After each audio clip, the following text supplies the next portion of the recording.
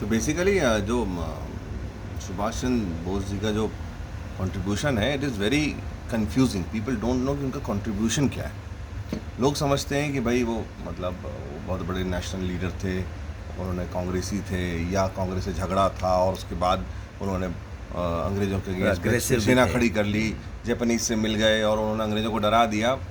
ऐसा नहीं था। बेसिकली फंडा ये था कि जब जब जापान में पहुँचे, और जापान में ये लड़ते हुए पहुँचे थे, वहाँ पे वॉर प्रिजनर थे, इनसे नेगोशिएशन हुआ, इनसे बात हुई कि भाई आप क्या चाह रहे हैं, आप मतलब हमारा कैसे, इन्होंने ऑफ़र किया कि मैं आपका सपोर्ट बन सकता हूँ। तो उन्होंने कहा कैसे, मतलब जापान का सपोर्ट बन जापान के, क्योंकि अंग्रेज़ों से के साथ अच्छा, लड़ते हुए मतलब बहुत सारे इंडियन हाँ। वहाँ पे वॉर प्रिजनर बने हुए थे।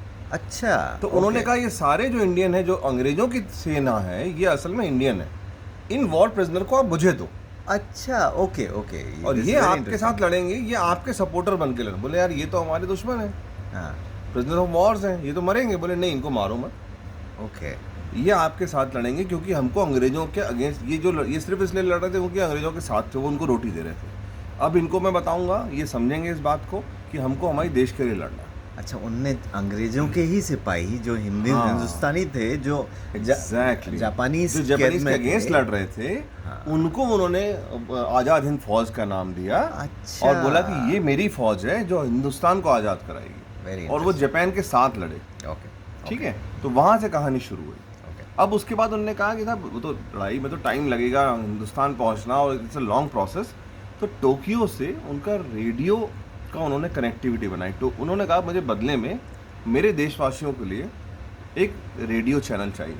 ओके। तो वो उन्होंने अपने हिंदुस्तान में ये मैसेज पहुंचाया कि भाई सुभाष अब देशवासियों से बात करेगा। जैसे मन की बात जो आज की जाती है, उन्हें वो technology, सुभाष ने आज हाँ, से मतलब ओके। तकरीबन 80 साल पहले करी। अच्छा, ये जापानीज हेल्प से और किया वो इतनी हिट हुई कि लोग गांव में सब कुछ छोड़ के रात को अच्छा, मतलब रेडियो एक्चुअली रेडियो प्रॉपर्ली वो लेके आए मीडियम हाँ। कि भाई ये उससे सुभाष दादा की बात आ रही, सुभाष दादा का बात आ रहा है। और अच्छा। सुभाष दादा को सुनने के लिए बंगाल से बात शुरू हुआ, पूरे देश में फैल गया।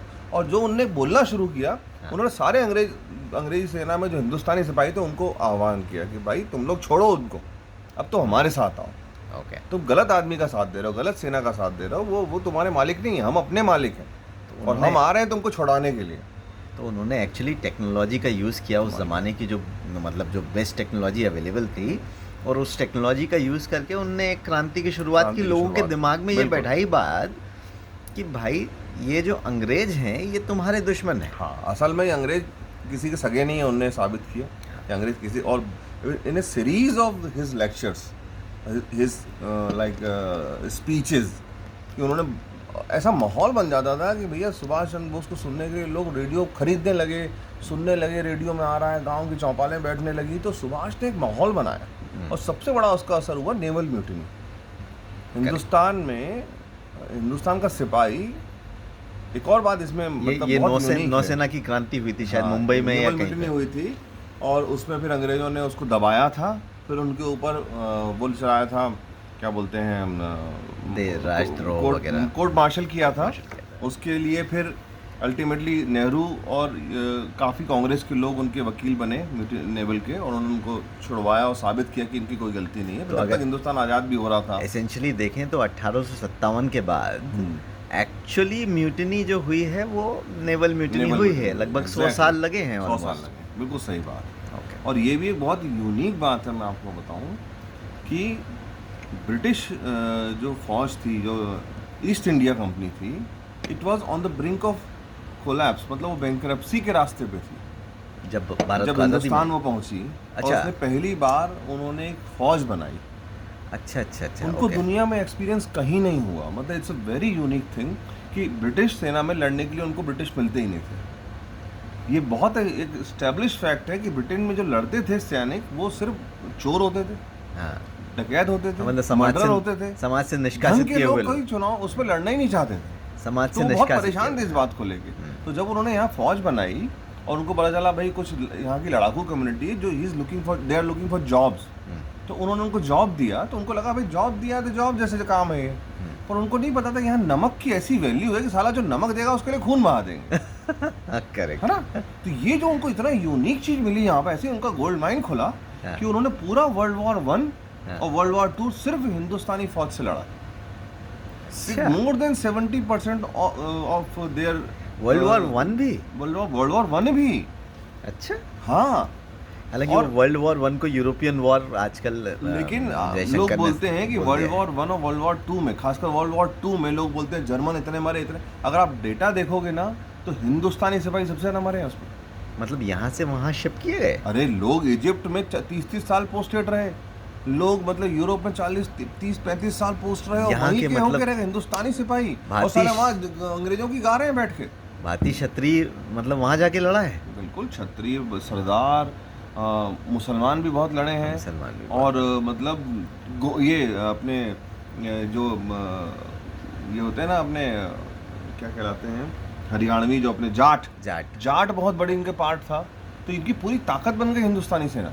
तो ये और भारतीय हिंदुस्तानी सेना से उन्होंने अफगानिस्तान को हराया, हिंदुस्तानी से उन्होंने चाइनीज को हराया, उनने सबको हराया हिंदुस्तानियों के सपोर्ट से। तो मतलब ये वर्ल्ड वॉर को भारतीय वॉर कह देना चाहिए, मतलब बोलना ही चाहिए कायदे से। तो एक्चुअली अगर ये वैसे fact देखें है, और सिर्फ इसी कारण जब वो नहीं, but म्यूटिनी, आप- मैं बता रहा था म्यूटिनी की बात, हाँ। जब नेवल म्यूटिनी हुई तब अंग्रेजों की स्थिति हो गई। उनको लगा भाई अब हमारे पास बचने को कुछ बस नहीं बचा। नहीं। जब हमारी सेना जो बात है ना 1:10 बिल्कुल सही है, इससे ज़्यादा ही रेशो होगा अंग्रेजों का और हिंदुस्तानियों का। लेकिन जब वो 10 में से 2 लोग टूट गए ना, तो इनकी समझ में आया कि सुभाष जो वहाँ से कर रहा है और उसका असर यहाँ दिखने लगा। अब cracks they can see the cracks. तो करेक्ट। उनको लगा अब जाने का टाइम आ गया है। वैसी स्थिति हो चुकी इलेक्शन उसमें अपने वॉर में।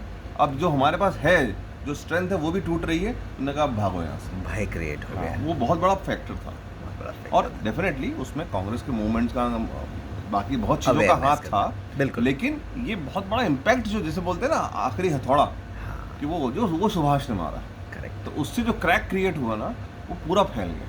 हाँ, कहीं ना कहीं भाई ठीक है, ये लोग प्रोटेस्ट कर रहे हैं, ये गांधी जी का आंदोलन चल रहा है, लेकिन ये मुझे तकलीफ नहीं दे रहा, थोड़ी सी दे रहा है, लेकिन ये तो जान पे बनाने वाली हाँ। बात है। ये तो मतलब ऐसा हो गया था ना कि अब वो आपके सामने गन निकाल देंगे। वो आपको पता ही नहीं बगल में जा रहा है, आपके लिए जा रहा है कि आपके अगेंस्ट में जा रहा है। वो डर पैदा हो गया ना अंग्रेजों में। पता चला परेड ले रहे हैं आप, और वहीं से एक सिपाही ने गन निकाल दी और आप सीधे तो वो डर उनके अंदर पैदा सुभाष ने किया। ये बहुत बड़ा फैक्टर। ये मतलब बहुत वो बड़ी भगत सिंह भी नहीं कर पाया वो चीज़।